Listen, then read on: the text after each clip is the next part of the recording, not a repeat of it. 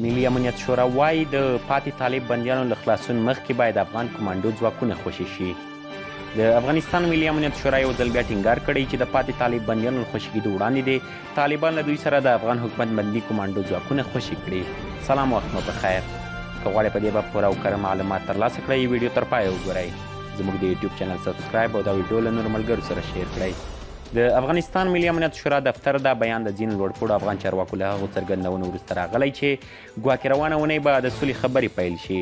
د ملي امنیت شورا د دفتر ویان جاوید فیصل په یوه ټویټ کې ویلي چې د طالب بندیانو د خلاصون په بهیر کې څه بدلون نه دی راغلی او تر هغې به د طالبانو پاتې 300 بندیان خوشي نه شي چې طالبانو د دوی کمانډو ځواکونه نه وي خوشي کړي.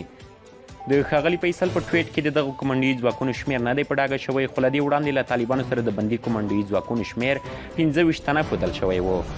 ځینو حکومتي سرچینو دا هم ویلي چې غواړي ډاډه شي دا بندیان خوشي کیږي او یا هم حکومت ته معلومات ورکړل شي چې دا کسان لا ژوندي دي.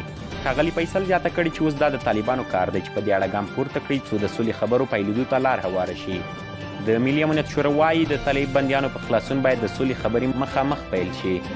شاه محمود قریشي وایي طالبان اوس هم د دوحې تړون ته ژمن دي.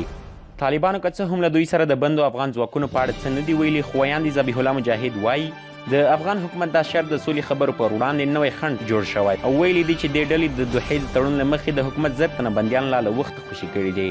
افغان حکومت هم د طالبانو څه باندې 4200 بندیان خوشي کړي، خو د شاوخوا 400 هغو بندیانو د خوشي کولو پر سر د پرېکړې لپاره یې مشورتي لویه جرګه راوغوښته چې دوی یې خطرناک بللي وو او طالبان ټینګار کوي چې د دغو کسانو تر خوشي کېدو د سولې خبرو پیلولو ته حاضر نه دي. افغان حکومت هم د مشورتي لویې جرګې له سپارښتنې سره سم له دې ډلې تر اوسه 80 تنه خوشي کړي، خو پاتې کسان لا هم نه دي خوشي شوي. که طالبان القاعدې او نورو ترهګرو ډلو سره اړیکې پرې نه کړي د سولې تړون نه شي کېدای. دا په داسې حال کې ده چې د خبرو له ځنډ سره سم جګړو هم زور اخیستی او د سولې غوښتنې غږونه هم زیات شوي دي. په هرات کې د سولې ملي حرکت په نامه خوځښت غړو نن د هرات ولایت ودانۍ ته مخامخ د اعتراضي خیمې په درولو سره له دولت، طالبانو او نړیوالې ټولنې وغوښتل چې د سولې بهیر چټک کړي.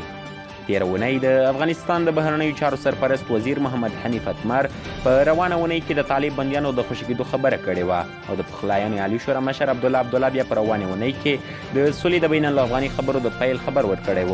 اوس داسې ښکاري چې له دې ټینګار سره یو ځل بیا دواړه بهیر نه ځنډېږي. تر بلې ویډیو مو خو له یو بخښونکي خدای سپارم، هر چېرې چې یاست تاسې بریا زموږ دعا.